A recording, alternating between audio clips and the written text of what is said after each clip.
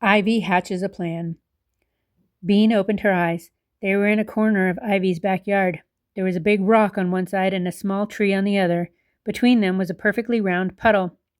This is the secret spot? Asked Bean. She had expected something more secret looking, like a cave. Yes, they'll never find you here, said Ivy. You can stay for as long as you want. I'll bring you food.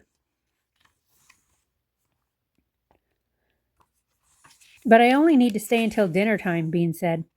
Ivy looked disappointed. I thought you wanted to run away. I do, but only till dinner. Oh. Bean felt bad about not staying. Wouldn't you get in trouble if your parents found out I was living here? She asked. They don't come out here much, Ivy said. My mom's afraid of ticks.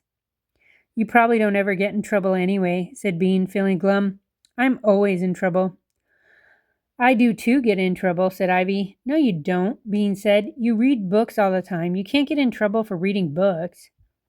Ivy said, I will get in trouble, really huge trouble, if I do what I want to do, what I plan to do. Bean waited. Well, what do you plan to do? Ivy looked all around before she whispered, spells, magic, potions. Really? You mean like a witch? Yes. Well, not yet. But I'm going to be a witch, said Ivy. Her eyes were glowing. I'm learning how. Bean looked at Ivy's black bathrobe. It was kind of dirty now, and some of the little pieces of paper had fallen off. Bean saw that the papers were cut into stars and moon shapes. Bean also saw that Ivy didn't know how to draw stars. Some of them had 4 points, and some only had 3. The moons didn't look so good either. Is that a witch's robe? She asked. Yeah, said Ivy. Did you make it yourself? Asked Bean. Yeah.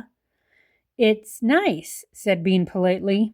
It didn't look like a witch's robe. It looked goofy. I didn't know you could learn to be a witch. I thought you just had to be one. Well, that's what most people think, said Ivy. But I'm learning. I probably know more than most born witches my age. I just learned this spell that makes you invisible. Wow. Bean could use that for sure. Will you teach me? That would be great. I haven't done it yet, Ivy admitted. You've got to have a dead frog. Oh. It would be really mean to kill a frog. Yeah. Well, that's why I dug this pond. Ivy pointed to the puddle with her gold stick. I'm hoping a frog will come here and then die. Bean didn't mention that it looked like a puddle. Wow, she said. What's the stick for? That's my wand, said Ivy.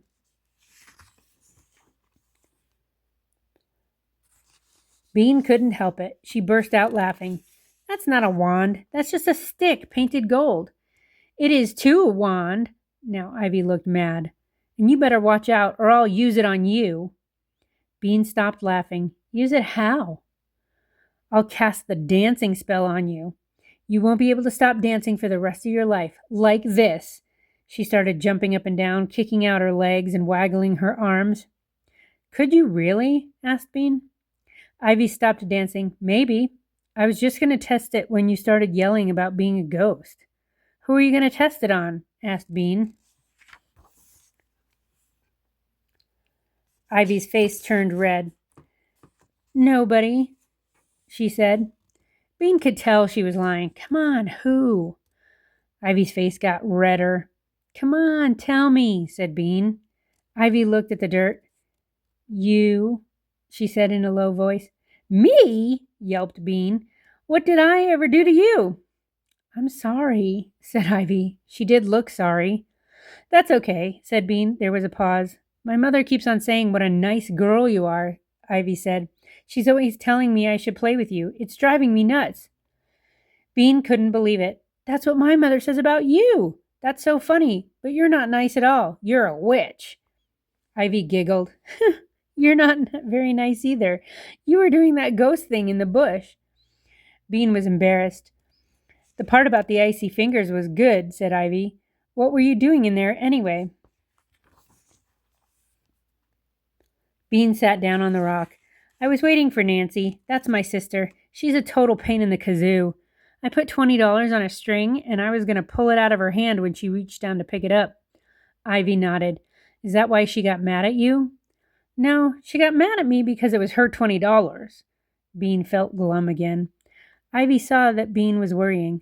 Are you going to be in trouble? Yeah, probably. I'm not supposed to mess with her money, Bean thought. You don't have a going back in time spell, do you? No, those are hard, said Ivy. She looked at her pond. I wish I had a dead frog. That would be good, said Bean. But wait a second. What about the dancing spell? Could you put it on Nancy?